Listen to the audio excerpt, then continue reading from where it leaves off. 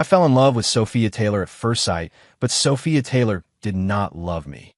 Her mother, Mrs. Taylor, developed uremia and had no money for treatment. I took out $1 million to force her to be with me, and I sent her boyfriend Liam Davis abroad for further study. After we married, she refused to bear my children, yet I raised the child she had with Liam Davis without resentment. To give her the best life, I kept working relentlessly and finally became ill from overwork. Before dying, I asked her if she had ever loved me. She said she could never love me in this lifetime. She hated me the most.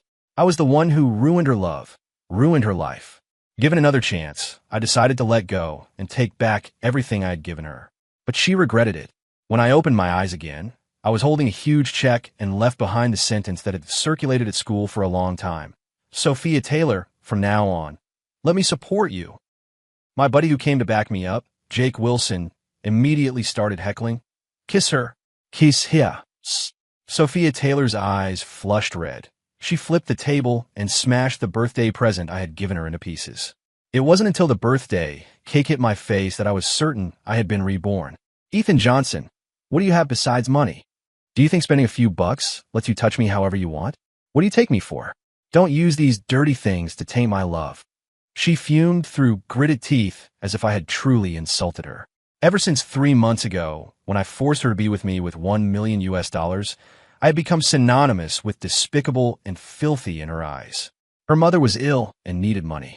She could have taken out a loan. She could have crowdfunded, but she did neither. Instead, she chose my $1 million, giving me the chance to take advantage of someone in distress. Some said that if you borrow $1 million, the interest would be almost another $1 million. She was still studying and had effectively prepaid decades of her life. Others said crowdfunding was begging. How could a school belle stoop to being an online beggar? Her pride wouldn't allow it. And besides, crowdfunding might not raise enough for medical bills. So it turns out that only my money, Ethan Johnson's money, came from the wind. She can therefore, as a matter of course, pay no price and take whatever she wants. Ethan Johnson, if you love someone, you should give quietly and expect nothing in return. Ethan Johnson, if you truly love Sophia Taylor, you should let her go and make her happy. Ethan Johnson, Sophia Taylor loves Senior Liam Davis. Even if you can have her body, you will never win her heart. You cut in to steal her love like a robber. You will get your comeuppance. Sophia Taylor's girlfriends Emma Brown, Olivia Clark, and Mia Lewis were also indignantly furious. They wore the clothes and shoes bought with my money and strutted arrogantly in front of me.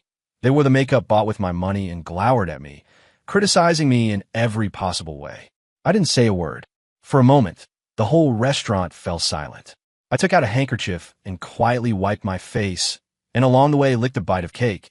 I had eaten instant noodles for a month and saved my living expenses to afford this custom birthday cake. I never expected that before I even got to eat it, she would casually smash it. I felt like I was a complete fool. Seeing that I said nothing, someone finally began to panic. Emma Brown tugged on Sophia Taylor's arm.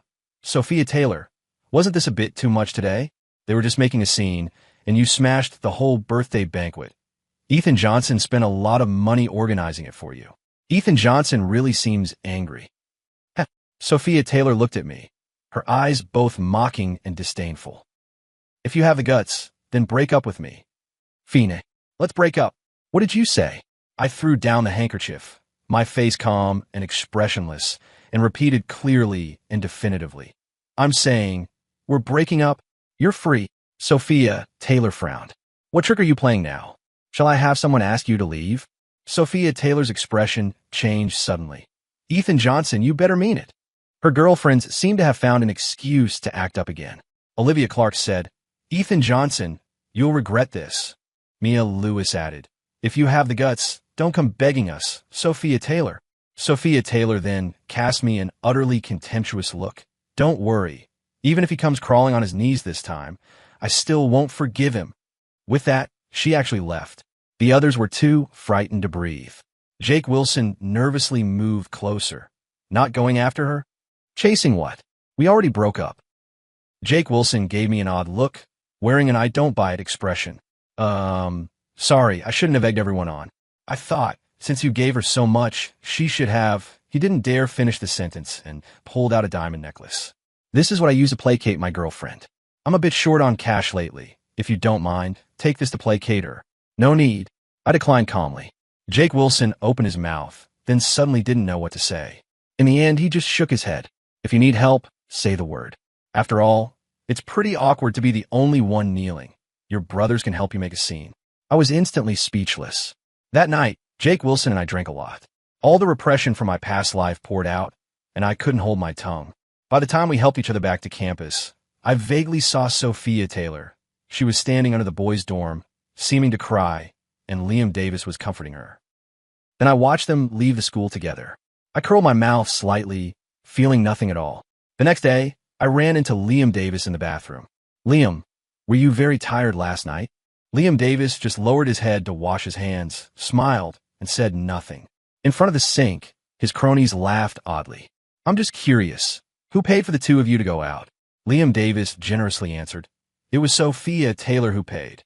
She said I'm going to study abroad and told me to save the money. This was a man's achievement, of course worth showing off. Sophia Taylor's money is basically Ethan Johnson's money, isn't it? Ethan Johnson is such a fool. For a woman who loves someone else, he not only poured millions in, he even willingly gave up the spot to study abroad. What is that? Believe it or not, Liam can still make that rich second-generation heir gladly cover all the study abroad expenses. I laughed at them from inside the cubicle. When I pushed the door open, everyone fell silent the moment they saw me. He's done for. He heard everything. So what if he heard it? Even if he had a head full of lush grass, he'd still have to put up with it. Don't believe me? Watch Liam. Liam Davis looked calm and peaceful. Ethan Johnson, I agree to you sending me abroad, but you know my family situation. $500,000 a year. That's my bottom line. Oh, any other requirements? I asked casually while washing my hands. The others all laughed, their gazes toward me becoming stranger, more disdainful and mocking. Liam Davis thought for a moment and said seriously, if possible, I'd like to have an apartment near the school. It would be best to have a competent nanny too. I like Asians. I nodded, wrung the water from my hands, pulled out a handkerchief to dry them, then took out my phone and made a call. Liam Davis finally couldn't hide the joy in his eyes and smiled. Smug, arrogant, and full of contempt and scorn for me, just like Sophia Taylor. Dr. Carter, I've decided. I'm willing to study abroad. Oh my, Ethan Johnson, you finally saw reason? This spot was always yours, and only you could represent us at the University of California, Los Angeles, UCLA, as an exchange student. That Liam Davis you recommended before couldn't even pass the spoken English requirement, and his major grades are poor. I was so worried. What a relief. I turned on the speaker. Dr. Carter's words echoed throughout the bathroom. Liam Davis's face changed instantly. Ethan Johnson, what do you mean? I ignored him and walked straight out. Liam Davis grew anxious. Is it because of last night? It's not that I kept pestering Sophia Taylor. She was the one pestering me. Look at that. This is the man Sophia Taylor loved for decades in her past life. And for this man, she hated me for decades. Ethan Johnson, you couldn't keep her yourself, and now you can blame me for being too charming. Liam Davis finally lost his temper. If I say one more word to scum like that, consider me defeated. In my past life, it was because I understood the nature of people like him that I wanted to take Sophia Taylor away to protect her from betrayal and hurt. Unfortunately, before the class bell rang, I stepped into the classroom. I rarely arrived this early. The moment Sophia Taylor's friends saw me, they started sneering and taunting. Some people were so tough yesterday, weren't they? If you're so capable, don't come begging. I glanced at the backpack placed next to Sophia Taylor. That was the seat Jake Wilson saved for me. He was sitting upright in the back row, earnestly winking at me. Sophia Taylor tilted her mouth slightly, her eyes full of contempt and disdain. I knew she was waiting for me to obediently hand over the huge check she had scorned and rejected last night. Today was the day to pay Mrs. Taylor's hospital renewal fees. If I didn't give her the money, Mrs. Taylor might be kicked out of the hospital. Even so, she wouldn't bother to look at me, proudly waiting for me to flatter her. I suddenly felt like laughing. Did she forget that's her own mother and has nothing to do with me? I walked straight around to the other side, picked up my backpack, and sat in Jake Wilson's row. Sophia Taylor's girlfriends were stunned. Instead of rushing to flatter Sophia Taylor, I moved away. This was completely beyond their comprehension. After a while, Emma Brown finally snapped awake. Putting on an act. Let's see how long he can keep it up. I ignored them and said to Jake Wilson, come buy something with me after class. Sophia Taylor's girlfriends suddenly all came to their senses, sneering again.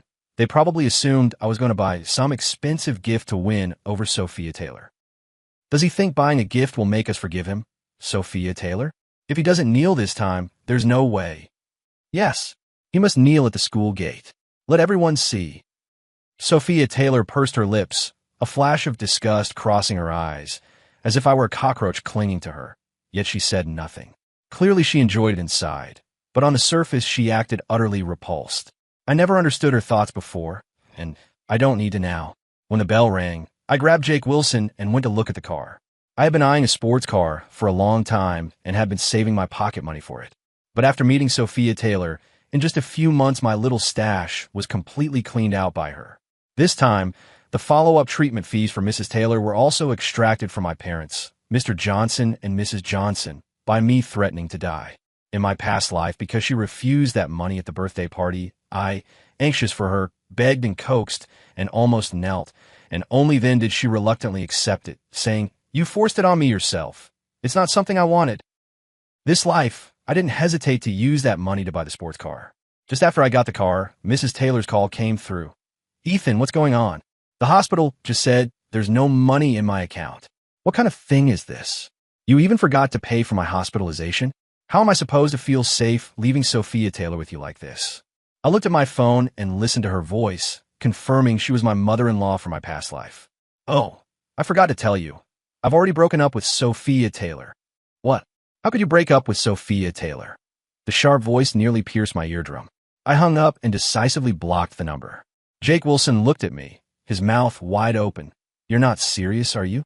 Even a playboy like him knew you can't casually offend a future mother-in-law. Once offended, she's absolutely impossible to pacify." I nodded. "I never joke about this." Jake Wilson, relieved, threw an arm around my shoulder. "Brother, you've finally seen the light," and pulled back from the brink. Then he started rubbing his snot and tears all over my new shirt. I pushed him away in disgust, grabbed the car keys, and took him for a drive. During that period, Sophia Taylor called me several times. This was the first time she had been so proactive. I didn't answer any of them.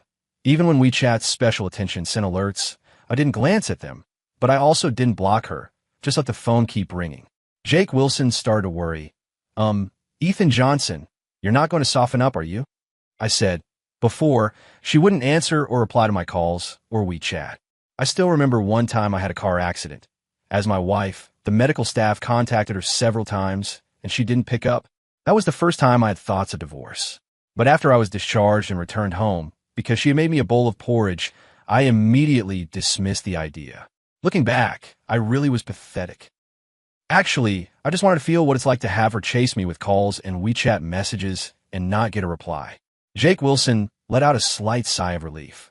To celebrate my first sports car, he took out his phone to take pictures and post them to his moments. After posting, he showed them to me. The photos were of me in the driver's seat, and he also snapped the super cool dashboard. I smiled. I took Jake Wilson for a spin around outside, and only drove the car back to campus at dusk. Sophia Taylor happened to be coming out of the girls' dorm. Just as I got out of the car, she rushed over in a fury and slapped me across the face. "Your new car? Do you know my mom, Mrs. Taylor, has no money for the hospital and is about to be kicked out? You actually used her medical money to buy a car? Ethan Johnson, how can you be so despicable and shameless? Do you think that will force me to submit? Dream on." Sophia Taylor cried from anger, while I was laughing at her anger. Rubbing my stinging cheek, I reminded her, "Sophia Taylor, have you forgotten that we already broke up?" Sophia Taylor suddenly froze there, unable to react for a moment, probably because she never believed I would actually break up with her. I had no desire to waste words on her either, but Jake Wilson wouldn't let it go. He sauntered over with a leering grin and said, "Sophia Taylor, weren't you above taking Ethan Johnson's money? What changed your mind, suddenly willing to trade your body for it?" Proud as Sophia Taylor was, she couldn't stand such an insult. She raised her hand to slap Jake Wilson again, but this time I grabbed her wrist to stop her. "You can hit me. Don't hit my friend." I was truly angry. It was at that moment that Liam Davis made a dramatic entrance. He pulled Sophia Taylor beside him and stood in front of her. "Ethan Johnson, I'd accept your terms. I'll go abroad. From now on, I will never see Sophia Taylor again. Even if I have to leave my homeland and be driven to a foreign country, alone, I'm willing. As long as you continue paying for Sophia Taylor's mother's treatment, I'll make any sacrifice. Liam Davis's eyes were unusually resolute, as if ready to face death. Sophia Taylor was moved to tears. Liam Davis, don't beg him. Toward me, her attitude remained as hostile as ever. The other students watching were moved to tears by their heartfelt display, and they despised me all the more as the callous, rich second generation who used money to break up lovers. Jake Wilson and I, however, watched them like they were lunatics. There's no need to make such a sacrifice as studying abroad. It's not as if I absolutely have to give up the study abroad spot for you. Studying abroad? The onlooker's expressions suddenly turned strange. Could it be that exchange program spot the school offered this year? That's something we couldn't even get if we tried. How is it a sacrifice? Those in the know whispered among the crowd. Liam Davis's face turned a little ugly. I continued, Sophia Taylor doesn't have to use my money to treat her mother either. Liam Davis, don't you have 2 houses? Selling one of them could actually cover Mrs. Taylor's medical bills. Liam Davis's face darkened several shades in an instant. Sophia Taylor, afraid that Liam Davis had been wronged, immediately jumped in to defend him. What gives you the right to force Liam Davis? The house at his family's isn't something he could decide on. Besides, I can handle my own matters. I don't need outsiders meddling. If I'm an outsider, then why do you take it for granted to ask me for money? The person who had spent millions on her. Turns out I'd always been an outsider. Huh. Sophia Taylor bit her lip. Don't worry, it won't happen again. As she dragged Liam Davis away, she suddenly stared at me and said, This time, I will never let you succeed again. I didn't understand that sentence. I only watched her stubborn yet strong back and still felt something tugging at my heart. So, Sophia Taylor knew that Liam Davis would never sell the house to pay for her mother's treatment, right? So what does she actually like about him? What is there to stay for in a man who can't even bear to spend money on her? Jake Wilson couldn't understand it, but I did. Because in my previous life, the words Sophia Taylor always used to accuse me were, what do you have besides money? You're just rich. What's so great about your current achievements? You were just born lucky. She despised me, so my money, my career, and my status all repelled her. She liked Liam Davis, so even if Liam could give her nothing, she would rather throw herself at him than be without him. Love, in the end, is just one willing to hit and one willing to take it. Sophia Taylor and I were thoroughly broken up. But that very night my car was vandalized. The ones who smashed it were Sophia Taylor's girlfriends Emma Brown, Olivia Clark, and Mia Lewis. Sophia Taylor was there too. She didn't smash the car, but she didn't stop them either, merely standing aside watching. From security footage, you could even see a cold smile still on her aloof, beautiful face. When Jake Wilson and I arrived with our lawyer, Sophia Taylor's girlfriends were mercilessly accusing me of being despicable and shameless. Emma Brown said, that scumbag Ethan Johnson used the money meant for Mrs. Taylor's medical treatment to buy a car. Tell me, shouldn't his car be smashed? Olivia Clark added, with one car of his, how many bags, how many pairs of shoes, how much makeup could we buy? Last time I wanted a $20,000 US dollars bag, and he said he had no money, then turned around and bought a sports car. What an animal. Ahem. Seeing Olivia Clark getting off track, Mia Lewis quickly tugged her sleeve and awkwardly steered things back to the point. Officer, you should arrest Ethan Johnson. He's the one who betrayed us. He said he'd take care of Sophia Taylor's family, but he only looks out for his own pleasure and ignored Mrs. Taylor's life and death. The spitting from those girls nearly drowned me. Those who knew the truth thought I was supporting my girlfriend's family. Those who didn't thought I stole money from the Taylors to buy myself a car. Jake Wilson was stunned. He looked at Emma Brown and said, Emma Brown, the Chanel you're wearing was bought by Ethan Johnson, right? Then he turned to Olivia Clark. Olivia Clark, the Adidas on your feet was bought by Ethan Johnson too, right? Finally, he looked at Mia Lewis. Mia Lewis, that bracelet was a birthday gift from Ethan Johnson too, wasn't it? Not to mention you get your meals ordered by Ethan Johnson. Even the cosmetics on your faces now were all requested from Ethan Johnson under the pretense of being Sophia Taylor's friends. You eat Ethan Johnson's food. Wear Ethan Johnson's things, use Ethan Johnson stuff. And in the end, you turn on him, smash his car, and slander him. To be blunt, Even the prostitutes of old had more conscience than you. When he said the last sentence, Jake Wilson turned to Sophia Taylor, the meaning unmistakable. The expression on the coldly watching Sophia Taylor suddenly changed. I said I would go the legal route. The compensation that should be paid will be paid, and those who should bear responsibility will bear it. The lawyers the Johnson family hired at great expense are not to be trifled with. They not only demand compensation for the car damage, but also require them to return the money they sucked from me during this time. Altogether, it amounts to several million US dollars. This time, Sophia Taylor's girlfriends finally got a little panicked, completely losing their earlier swagger. Emma Brown said, "Ethan Johnson, you can't blame us either. We asked for what you gave only because of Sophia Taylor. It's to save face for you." Olivia Clark grabbed Sophia Taylor's arm. "Sophia Taylor, why don't you apologize to Ethan Johnson? Your mom is still waiting for money for treatment. We can stall, but she can't." Mia Lewis chimed in. "Sophia Taylor, don't act so high-minded. Since you agreed to date Ethan Johnson, not even letting him touch you is a bit much. Clearly you and Liam Davis often go to motels." Sophia Taylor trembled with anger at her friend's words. "You? How can you be like this? We're not the problem." "Sophia Taylor, we only got involved to help you, and now you've hooked up with him. You have to take responsibility for this." For the first time seeing the true faces of these girlfriends, Sophia Taylor was furious and heartbroken. But there was no way my lawyer would let them get away with it. Lawyers' letters, one handed out to each of them. The next day, the UCLA campus forum exploded. Two sensation posts appeared out of nowhere. One titled "Scumbag Breaks Up, Demands Woman Return All Gifts and Pay Millions in Compensation," and the other titled "Study Abroad Slots at the School Are Pre-Assigned to Rich Kids. Ordinary families' children suffer unjustly, their dreams strangled by money and power." One post pitted men against women, the other stoked resentment toward the rich, and both quickly drew massive attention.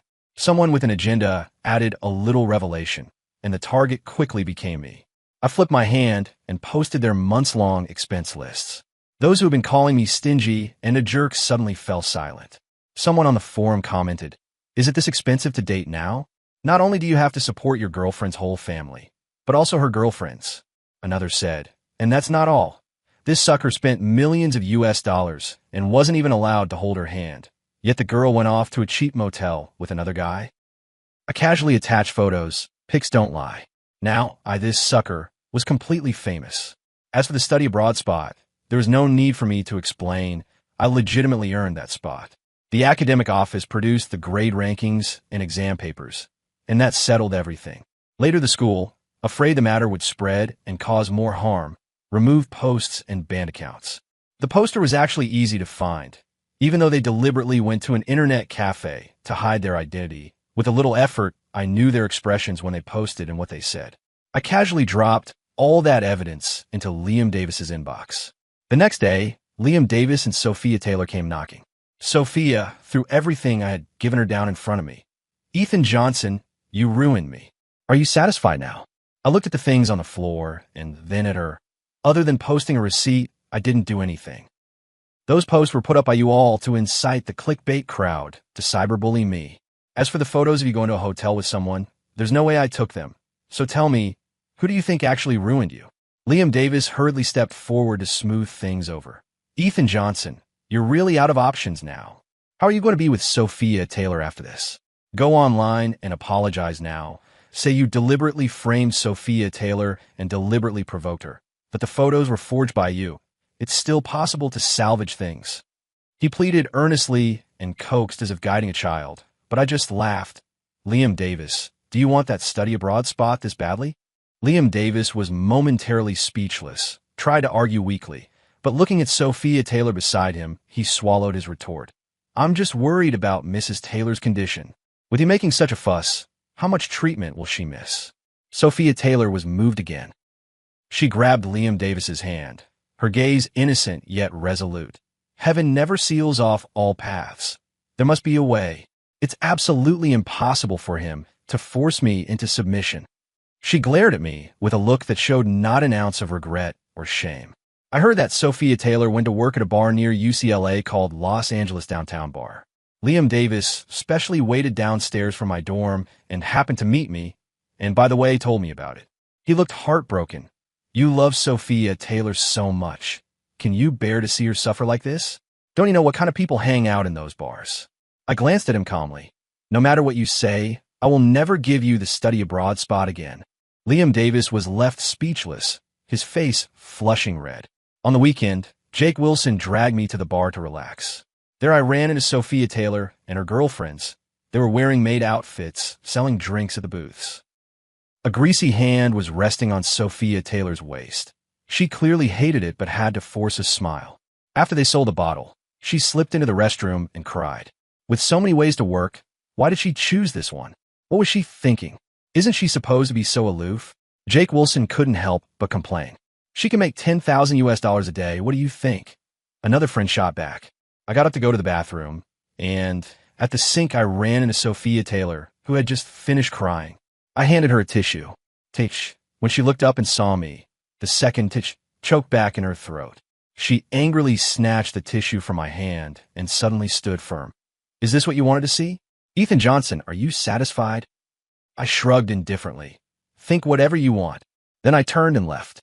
But after I walked out, I made a call and asked my dad, Mr. Johnson's secretary, to take care of something for me. 3 days later, Sophia Taylor and her girlfriends were liberated. Sophia Taylor strutted up to me and tossed me a check. Your debt is paid off. Her friends finally lifted their noble heads in front of me again. Emma Brown said, Ethan Johnson, did you not know? Some big shot took a liking to Sophia Taylor, and on their second meeting paid off all her debts. Olivia Clark chimed in. Not like some people, stingy and petty, giving things and then asking for them back. Sophia Taylor said devoutly, I'm very grateful to him. I'll do anything he asks. I will definitely repay his kindness. Such a sincere expression. Even when her mother suddenly fell ill, when I missed the most important project bid, when I drove through the night for 1,000 miles to take her home, I never once saw it on her face. I couldn't hold back. I quietly pulled a card from my pocket, the familiar hand-drawn design, every stroke conveying her gratitude. How do you have this? Sophia Taylor's pretty face went as pale as paper. I didn't answer directly, only asked in confusion. Sophia Taylor, I really don't understand. A stranger helps you and you can be full of gratitude. I, Ethan Johnson, help you and give so much for you, and you disdain me. Is it just because I like you? That card was given to me by my dad's secretary. I had him help settle Sophia Taylor's debts, and as a thank you, Sophia Taylor drew this card herself. I returned the card to Sophia Taylor. She took it, her lips drained of color, as if in an instant all her pride, all her dignity had been shattered. The kindness she least wanted to accept from me had become the most terrifying thing in the world. Sophia Taylor, what's wrong? The younger sisters noticed something was off and hurried over to ask. Sophia Taylor shook her head, bit her lip, glanced at me, and let out 2 words, I'm fine. I knew that me being her benefactor embarrassed her far more than my forcing her to repay the money. So much so that it was almost unspeakable. When I left, Liam Davis, who had been crouched in the corner watching the situation, finally couldn't hold it in. He rushed out and angrily confronted Sophia Taylor. Sophia Taylor, have you really broken up with Ethan Johnson? How could you break up? If you break up, how will I go study abroad? Hurry and make peace with him. Liam Davis finally couldn't keep up the act. His ugliest side was exposed. Sophia Taylor looked at him in disbelief. Liam Davis, how could you? Slap. That smack from Liam Davis was incredibly loud. I could still hear it clearly even after walking a long way away. Suddenly turning back, Sophia Taylor was already completely stunned on the spot. Her eyes were full of incredulity and helplessness. This was the man she had loved for decades, and he would treat her like this. She probably never even dreamed this would happen. Liam Davis didn't even pay her any mind and ran straight toward me. Ethan Johnson, I promise, I will never touch Sophia Taylor again. I will absolutely never see her again. The study abroad spot is really important to me.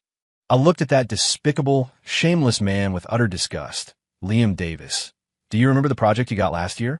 That project was funded by my Johnson family. You can't not know that, right? Consider this your notice. That project is canceled. Liam Davis nearly collapsed to the ground. That project was his only hope of graduating smoothly. I glanced at Sophia Taylor one last time. She was looking at me, her expression panicked with a hint of bewilderment. Her lips moved as if to say something, but I had already turned and walked away. Mrs. Davis, Liam Davis's mother, came storming to the door, not long after Liam Davis lost his study abroad eligibility in the project. As I passed the UCLA gate, I saw Mrs. Davis grabbing Sophia Taylor's hair and slapping her across the face, over and over.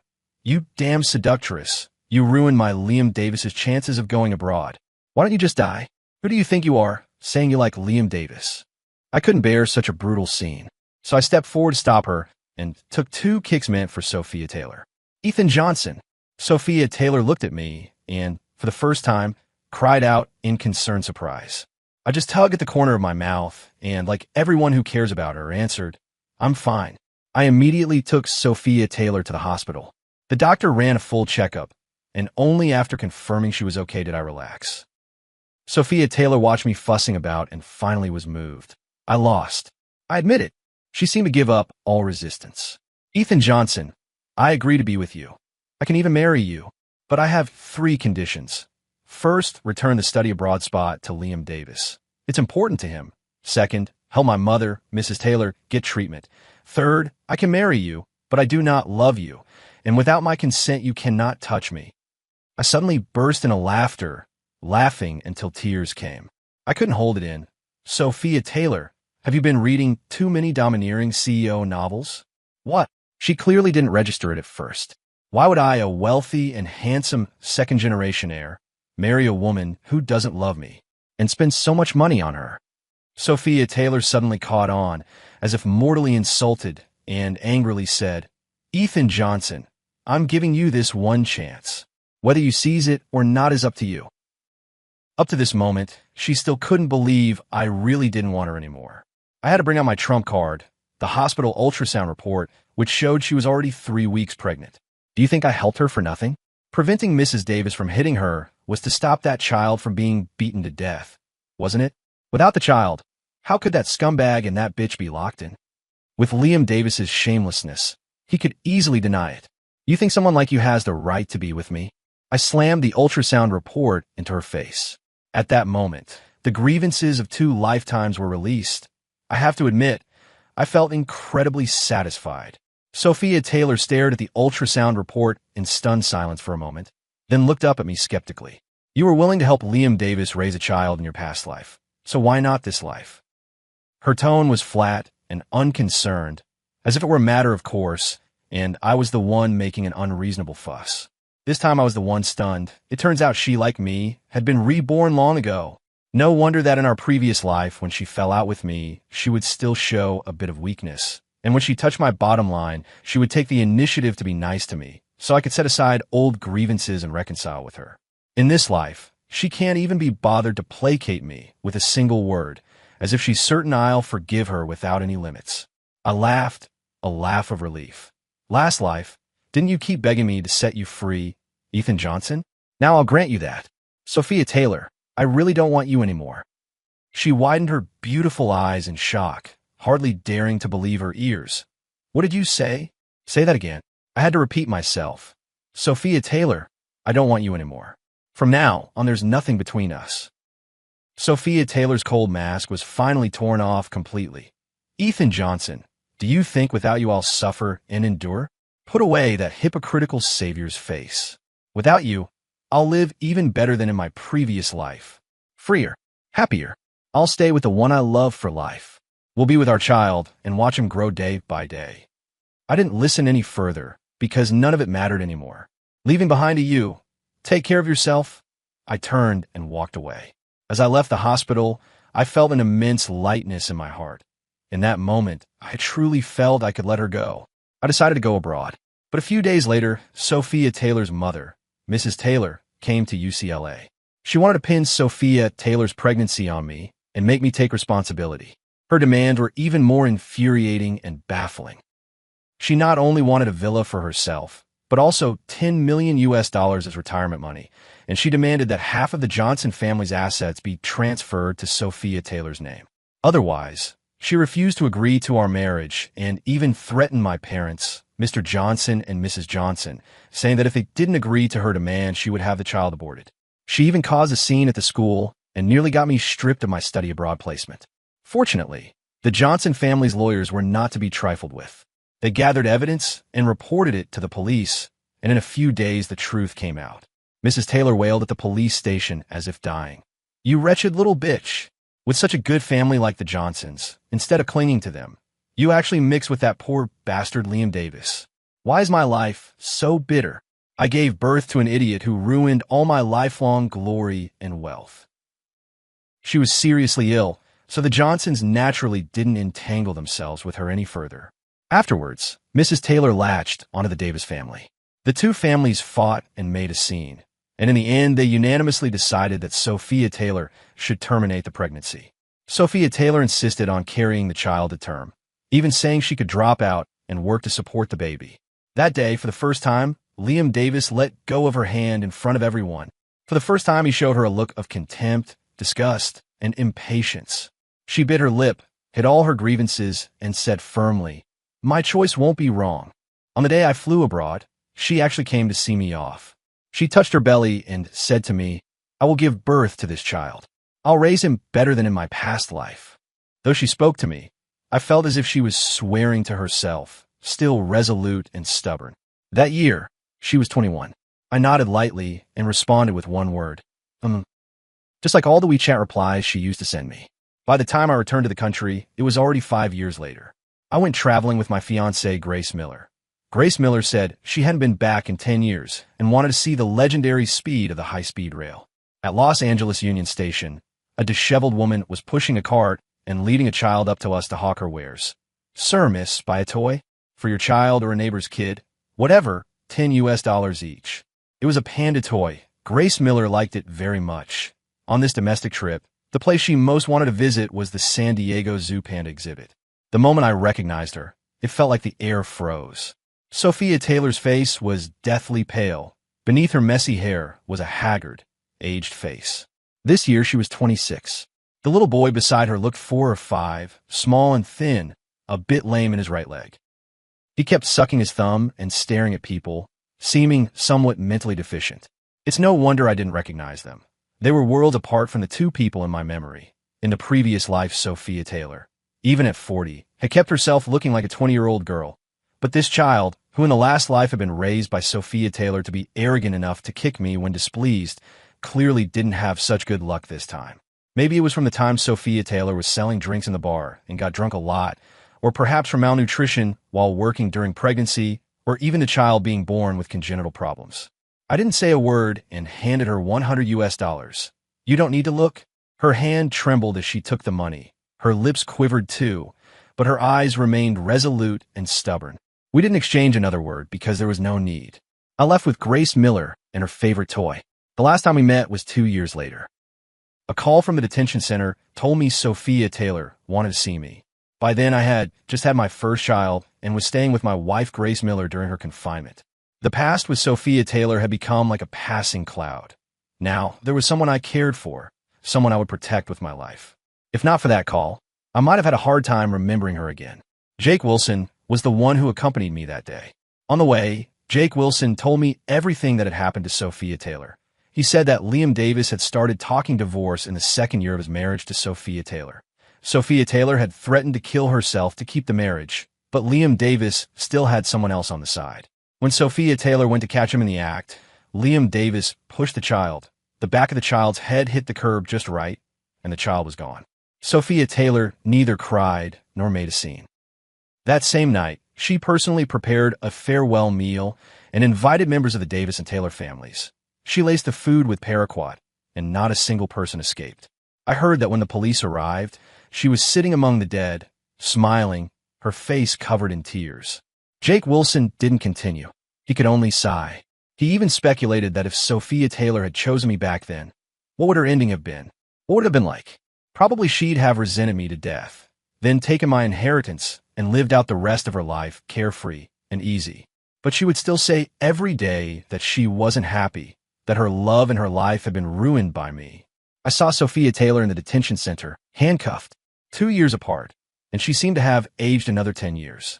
You came. Her voice was so weak, yet carried a gentleness and calm I had never heard from her before. "If you want to laugh, then laugh. In the end, I still lost." She said with a smile. On the way back, I cried. I didn't know what I was grieving, perhaps mourning that youth that drifted away on the wind, irretrievable. The year she died, she was 29, still very young. I attended her funeral. To be precise, it wasn't a proper funeral. Her relatives took her ashes back to their hometown, found a random hilltop clearing, and buried her hastily. I stood before that small mound for a long time. The sun set, and the grass and trees were desolate. You tell me, in the end, did she like me even a little? I asked Jake Wilson. A breeze brushed my ear, and Jake Wilson in front of me looked terrified. After I returned, I fell ill and drifted through 2 years in a daze. One day, I told my wife Grace Miller her story. Grace Miller held my hand and gently said, You've worked hard. Tears suddenly poured out. In that moment, I saw the sunlight. The wounds of 2 lifetimes seemed to be healed at that moment.